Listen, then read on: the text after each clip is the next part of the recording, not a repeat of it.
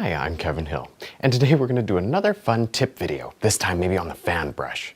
And of course, if you're enjoying these videos, be sure to leave a like and subscribe for future painting videos. Let's get started. We'll start off today with our fan brush and a little bit of green and black. Not too much, and I'm just going to break the bristles open by tapping it into the palette. Now, you may recognize this little scene from our other tip video. It's just simply our little practice canvas. All right, so now I'm going to start by giving myself a line. We're going to paint an evergreen. You probably learned doing this.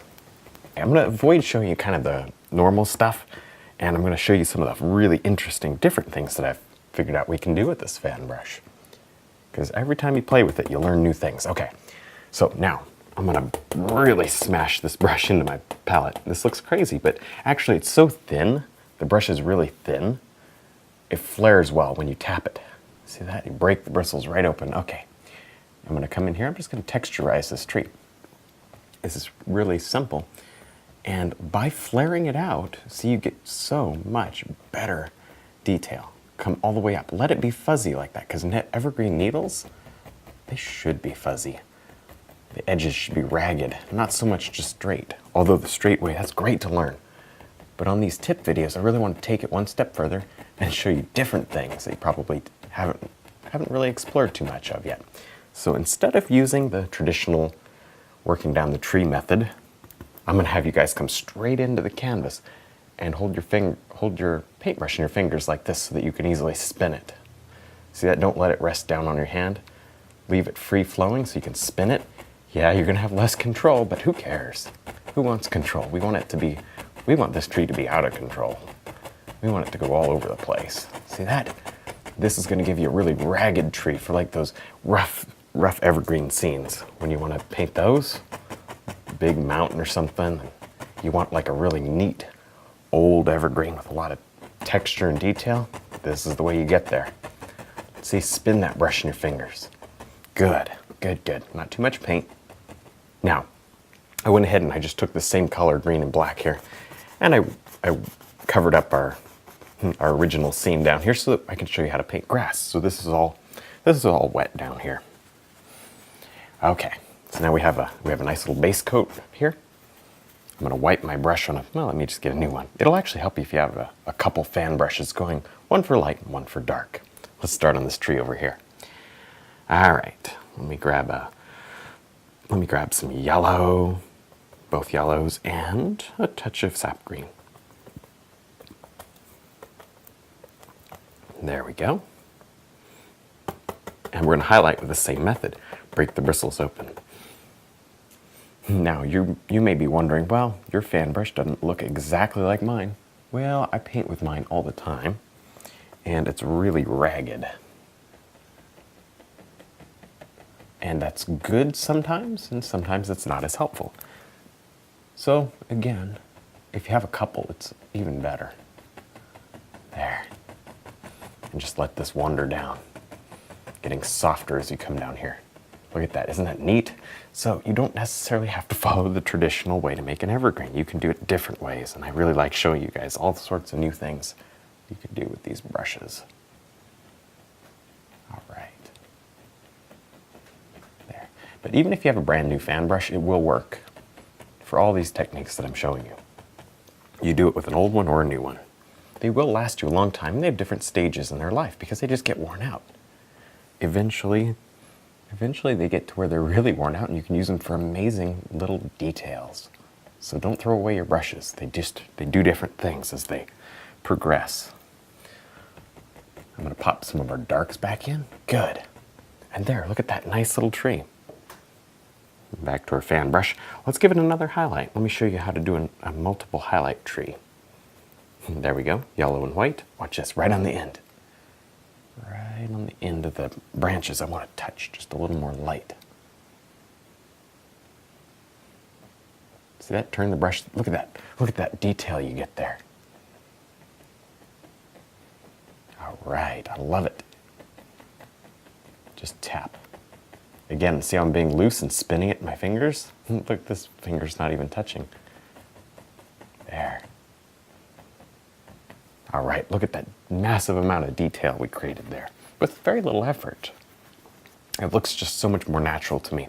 All right, let me show you one of my most favorite things to do here is painting grass. So to do that, I'm going to load up this fan brush with a little bit of our yellow and green.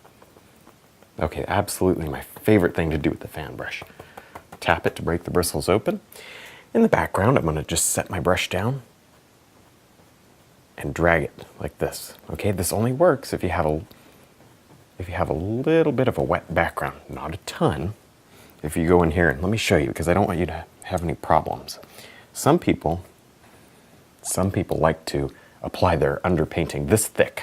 You see how thick that is? Some people do it. Watch what happens when you try to paint over this. See how it gets muddy? And look, you can't go for very long, and you just start losing that color. Avoid doing that. I'm going to blend that in. Spread that all over the place. So if this doesn't work for you, try to reduce the amount of underpainting that you have. The oil paint down here is actually your worst enemy, the underpainting. It can cause you huge problems if you don't watch it. All right, so there. And this is different from a traditional grass stroke with the fan brush because if you're at all familiar with, a lot of normal techniques and techniques that I've showed you too, we sometimes crunch in like this with the fan brush, and that's okay. But I think just by pulling down like this, I find that even more fun. I like this better personally, but you should paint the grass however you feel most comfortable and however you like it to look, because it does look slightly different. There, I love how we can make this come forward. We can do that simply by, let's get us a nice bright color so you can see it. And remember, tap that brush. Watch this. I'm going to have you kick your hand up, handle toward the ceiling, and hit it and press down like this. See that? And you can create huge blades of grass very quickly. Look at this, look at this. It's like a field of grass. Nice. And this fan brush, because it's so thin, you can get away with this. If you have something that's too stiff or too much bristles, too many bristles, it's just not going to be the same. So be very careful about that. See how, let it get bigger and bigger as it comes forward. Nice. I'm going to throw a couple of kind of medium-sized ones in there. Nice. And that's what it takes to kind of create a beautiful little grassy meadow. And of course, we can kind of blend it into this background just by touching.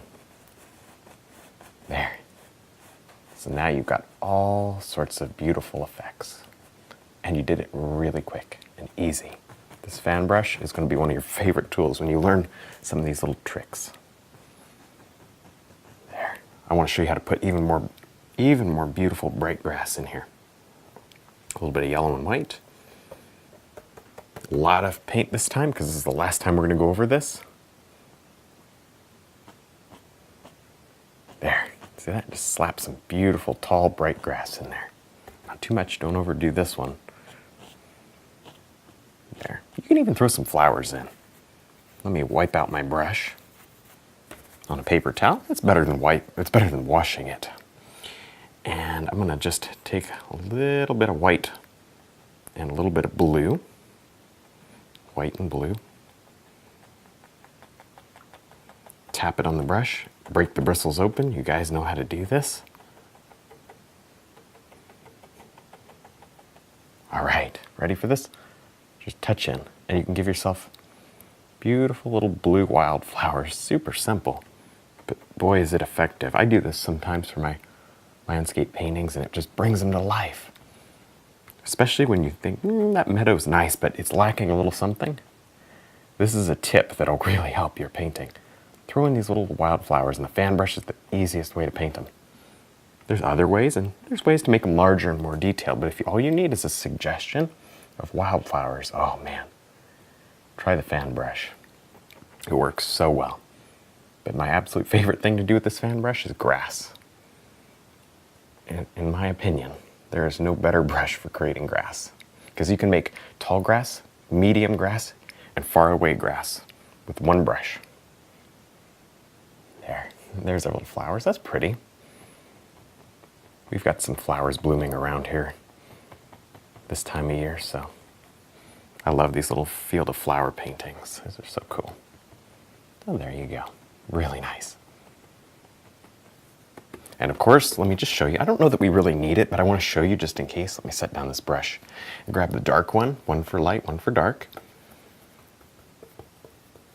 Okay, break it open. I just want to show you what you can do. You can pop your darks back in if you need to. Right back over this. We didn't necessarily, but I'm just trying to show you in case you feel like you need to. There. So you can even do it back here. You can pop the darks back in, create little shadows. Maybe we want a shadow over here. Shadow from the evergreen.